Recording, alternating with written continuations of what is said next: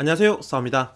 고대 그리스 철학자 아리스토텔레스는 행복을 이성적인 삶이라고 강조했고, 최고의 과학자로 칭송받은 아인슈타인은 행복에 대해서 소박한 삶이 성공을 쫓는 삶보다 더 낫다고 했는데요. 이처럼 많은 위인들이 행복에 대해서 자신만의 철학적인 정의를 내렸고, 우리들도 각자의 생각으로 행복을 정의하곤 합니다. 그렇다면 행복을 철학적인 관점이 아니라 내과학의 관점에서 이해한다면 어떨까요? 일단 내과학의 관점에서 행복은 크게 두 가지로 볼 수 있습니다. 하나는 도파민을 중심으로 한 행복이고, 다른 하나는 일상에 의미를 두며 행복감을 느끼는 세로토닌을 중심으로 한 행복입니다. 물론 이 신경전달 물질들이 각각 따로 작용하는 것이 아니라 함께 정신을 구성하지만, 어느 신경전달 물질이 더 많이 분비되고 또 그 신경전달 물질이 뇌에 어디로 향하느냐에 따라 느끼는 행복감도 질적으로 차이가 난다는 건데요. 먼저 도파민의 행복을 알아보자면, 도파민은 보상에 초점이 맞춰져 있습니다. 여기서 보상이란 배가 고픈 상황에서 맛있는 음식을 먹으면 느낄 수 있는 행복한 포만감처럼, 이런 만족감은 도파민의 분비로 인해 느낄 수 있는 것이죠. 또 내가 좋아하는 것을 깜짝 선물로 받았다거나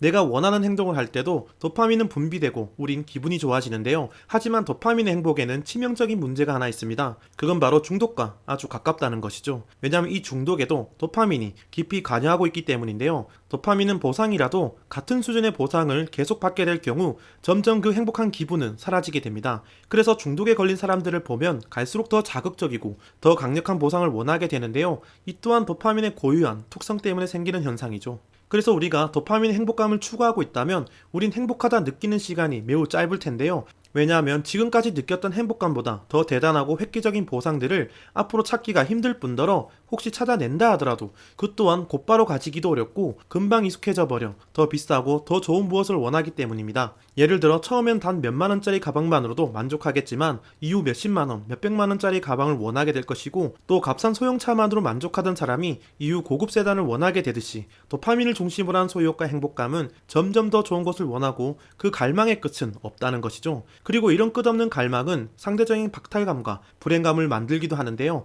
하지만 도파민이라고 해서 무조건 나쁜 것은 아닙니다. 도파민을 건강하게 사용하고 행복하게 살아가는 사람들은 우리 주변에 많이 찾아볼 수 있는데요. 그럼 도파민을 건강하게 사용하기 위해선 어떻게 해야 하는 걸까요? 도파민의 보상은 선물이나 내가 원하는 것을 얻을 때도 많이 분비되지만, 목표를 이룬다거나 내가 상황을 통제한다고 느낄 때, 즉 자신이 유능하다고 느낄 때도 도파민은 많이 분비되고 큰 행복감을 느낀다는 겁니다. 마치 등산이나 자전거, 러닝과 같이 자신만의 스포츠를 즐기는 사람들은 몸은 힘들지만 더 어려운 목표에 도전하듯이 자신이 유능하다고 느낀다면 우린 행복감을 느낀다는 것이죠. 그래서 도파민의 끝없는 갈망과 소유욕을 운동이나 긍정적인 취미로 바꾼다면 그 사람은 자신을 정말 많이 사랑하는 행복한 사람이 되는 겁니다. 그렇다면 다른 행복, 세로토닌이 주는 행복감은 어떨까요?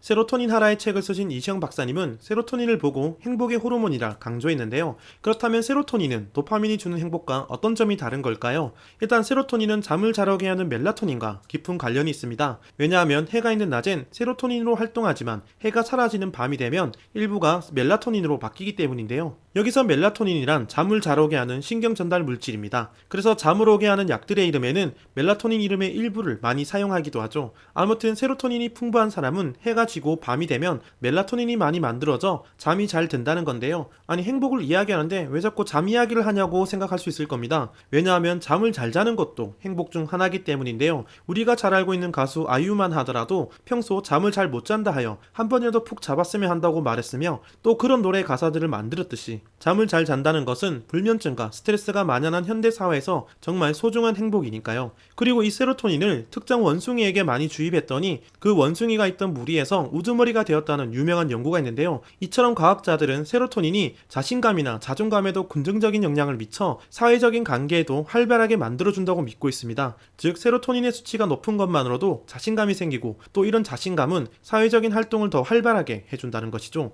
실제로 우울증이 심각한 사람들은 세로토닌 수치가 지나치게 낮은 것을 확인할 수 있는데요. 그래서 전문의들은 심각한 우울증을 앓고 있는 환자들에게 세로토닌이 줄어드는 것을 막아주는 약을 처방해 주듯이, 세로토닌은 건강한 정신과 행복감을 만들어 우울증이나 지독한 불안에서도 벗어나게 해준다는 겁니다. 이처럼 세로토닌만 풍부하다면 우린 행복감을 가질 수 있고 쉽게 우울하거나 불안하지도 않다는 것을 알았는데요. 그럼 어떻게 해야 세로토닌을 많이 얻을 수 있을까요? 앞서 우린 도파민에 대해서 간단히 알아봤는데 도파민은 특별하거나 자극적인 보상이 주어질 때 더 많이 분비된다 했습니다. 하지만 세로토닌은 특별한 보상을 얻거나 원하는 행동을 하지 않아도 많이 얻을 수 있는데요. 다만 세로토닌을 많이 얻기 위해 단 두 가지 조건을 반드시 지켜야 합니다. 하나는 햇빛을 자주 봐야 한다는 것이고 다른 하나는 일단 열심히 움직여야 한다는 것이죠. 우울증이 걸린 사람들에게 전문의들은 이렇게 말하는데요. 밖에 나가서 활동을 하고 걷거나 뛰기와 같은 운동을 해보라고 말이죠. 이 말은 집에만 박혀있지 말고 나가서 활동을 좀 해보라는 말을 순화해서 말했다고 생각할 수 있겠지만 사실 이 단순한 말 속엔 세로토닌을 얻을 수 있는 모든 조건을 충족하고 있습니다. 일단 세로토닌은 햇빛을 봐야 더 많이 합성되어 만들어지는데요. 세로토닌은 트립토판이라는 아미노산을 중심으로 만들어지는데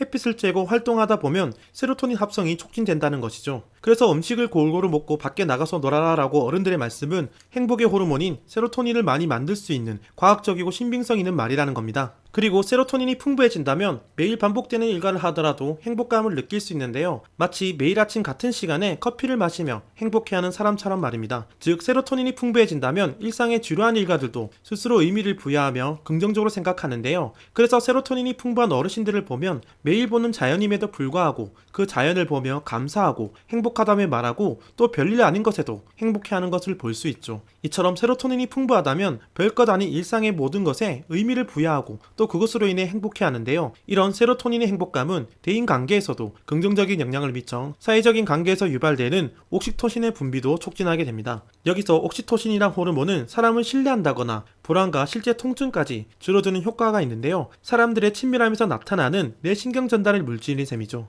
이처럼 세로토닌의 행복감은 쉽게 사라지지 않으며 오래 지속되는 특징이 있고 특별한 보상이 없이도 정신적 육체적인 건강을 유지하는 데도 큰 도움이 되는데요. 우리도 매일 반복되는 일상과 일과들을 그냥 지루한 루틴이라 생각하지 말고 작은 순간순간들에 의미를 두는 것은 어떨까요? 결국 뇌과학의 관점에서 진정한 행복이라 한다면 특정 호르몬에 치우친 행복이 아니라 도파민과 세로토닌이 적절하게 어우러진 행복을 의미할 겁니다. 즉 도파민의 도전적이고 성취적인 성향으로 꾸준히 자신을 믿으며 유능하게 만들고 세로토닌의 안정적인 성향으로 충동적인 자신을 컨트롤하고 일상에서도 행복감을 누린다면 그 사람은 그 누구보다 행복하고 성공한 삶일 겁니다. 만약 우리가 도파민의 행복에만 빠져 무작정 내가 목표한 것을 얻고 또 소유하기 위해 방법과 수단을 가리지 않는다면 그 사람에게 현재라는 시간은 아마도 지옥과 같을 겁니다. 왜냐하면 그 사람에게 지금이란 시간은 미래의 보상을 얻기 위한 불쌍한 과정일 뿐이니까요.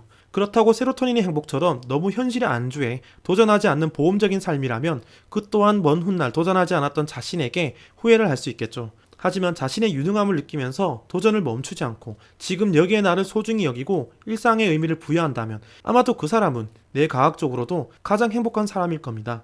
마치 매일 같은 시간에 마시는 커피나 차와 같은 소소한 확실한 행복과 꾸준히 자신의 발전을 보며 유능함을 느끼는 행복처럼 말입니다. 만약 여러분들이 시험을 위해서 공부하고 있다거나 특정 목표를 달성하기 위해 열심히 노력하고 있다면 지금의 시간을 괴롭고 인내해야만 하는 시간으로 생각하지 말고 현재의 일상과 반복되는 일과들에 의미를 부여해보는 것은 어떨까요? 그럼 힘들다고 느껴지는 지금 이 시간도 행복한 시간으로 만들 수 있으니까요. 오늘은 여기까지입니다. 구독과 좋아요는 사오를 더 좋은 영상을 만들게 합니다. 이상 사오였습니다.